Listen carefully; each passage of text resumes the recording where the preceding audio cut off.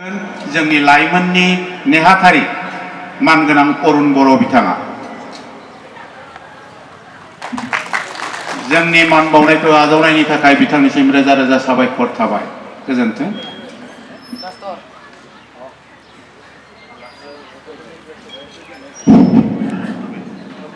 बयनिसिमबो आंनि गोसो गोरबोनि खुलुमनायखौ जासिहरबाय।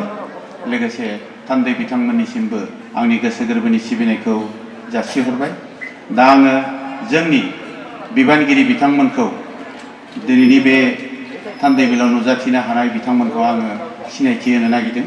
जोंनि गेजेराव दोङो जोंनिनो आफादगिरि मानव गेदेर संगेश्वर गयारी बिथांखौ आं नोंथांमोननि सेराव दान्दिसे गसंनानै सिनायथि होनो थाखाय खावलायबाय।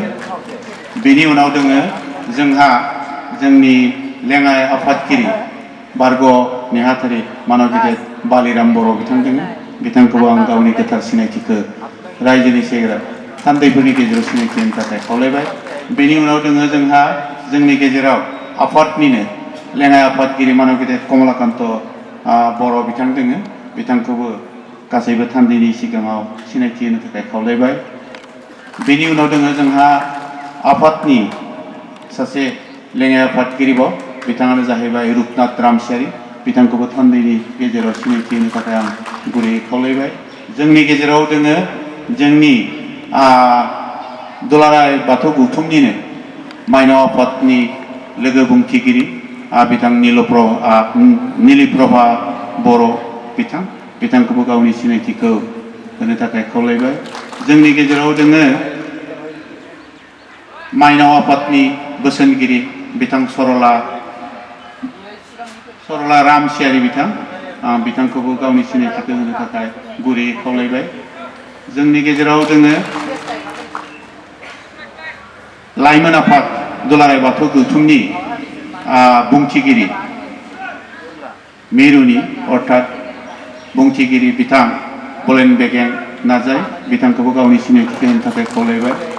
जोंनि गेजेराव दंबावो लाइमोननि गौथुमारि नेहाथारि गाहाय गौथुमारि नेहाथारि मानिजाथाव खारखोदाव बर' बिथांखौबो गावनि सिनायथिखौ होनो थाखाय खावलायबाय।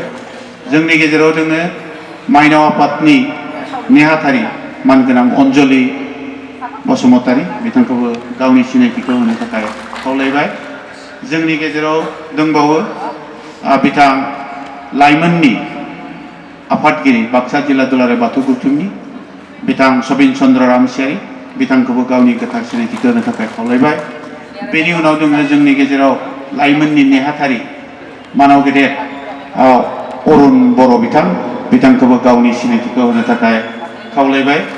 जोंनि गेजेराव दोङो जोंनि गागि आफाद बाक्सा जिल्ला दुलाराय बाथौ गौथुमनि मानव गेदेर रां लाथुमगिरि बिथां प्रदीप बर' बिथांखौबो गावनि सिनायथिखौ होनो थाखाय खावलायबाय।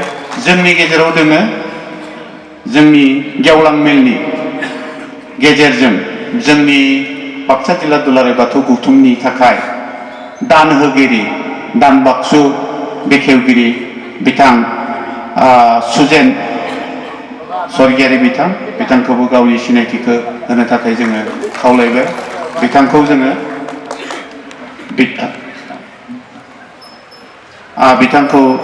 जोङो दायो बिबान होनाय बायदि बिथांखौ जों मान बावगोन। दा जोंनि गेजेराव दोङो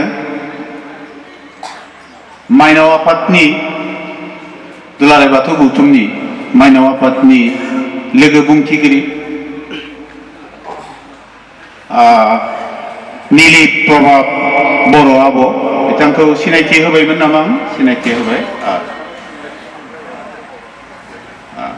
दा जोंनि गेजेराव जोङो मानव गेदेर जोंनि हारिमु बिफाननि नेहाथारि बिदांत रमेश चन्द्र बसुमतारी बिथांनि गोथार सिनायथिखौ होनायनि थाखाय साबायखर बावहरबाय।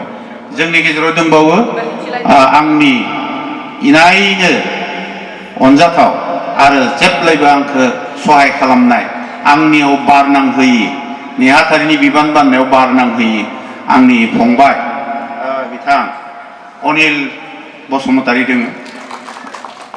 गोजोन्थों। सिनायथि होनाया बेखिनियावनो थाबाय। जोंहा थान्दै बिथांमोननि सिनाय